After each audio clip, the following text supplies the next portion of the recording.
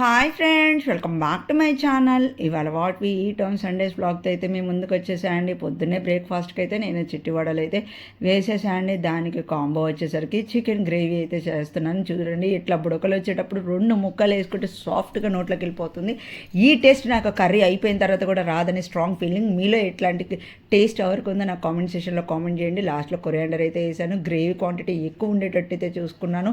ఎందుకంటే గారెల్లో క్వాంటిటీ పులుసు ఎక్కువ ఉంటేనే బాగుంటుంది. ఈ మధ్య నేను గ్రేవీ అయితే మానేసానండి. మా పిల్లలు ఎక్కువ ఫ్రై ఇష్టపడుతున్నారు. సో నేను ఫ్రైలో రెసిపీస్ అయితే చేస్తున్నాను, కానీ గ్రేవీ క్వాంటిటీ చాలా రోజుల తర్వాత అయితే చేశాను. బ్రేక్ఫాస్ట్కి అయితే చిట్టుగారెలు విత్ చికెన్ కర్రీ అయితే ఫినిష్ చేశాను. ఇవాళ మా లంచ్కి వచ్చి అంతా స్పాన్సర్షిప్ అండి. మా ఫ్రెండ్స్ అయితే నాకు చాలా ఐటమ్స్ స్పాన్సర్ చేశారండి. ఫిష్ ఫ్రై, ఫిష్ పులుసు, ఫ్రాన్స్ గ్రేవీ కర్రీ అయితే ఇచ్చారండి. ఇన్ని వెరైటీస్ ఇన్ తర్వాత టమ్మీ అయితే ఖాళీగా ఉంటుందా, ఫుల్గా అయితే తిని ఎంజాయ్ చేశాను.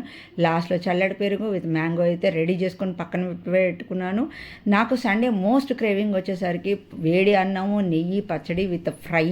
అది ఫిష్ ఫ్రై కావచ్చు, చికెన్ ఫ్రై కావచ్చు. సో నా అన్నం అయితే స్టార్ట్ చేసేసాను. వేడి పచ్చడి, ఫిష్ ఫ్రై అయితే ఫినిష్ చేశాను. ఈ గోరింటాకు కూడా మా ఇంకో ఫ్రెండ్ అయితే స్పాన్సర్ చేశారండి. ఆషాఢం కాబట్టి మా పాపకి గోరింటాకు పెట్టి మూవీ కోసం రెడీ అయిపోయాను.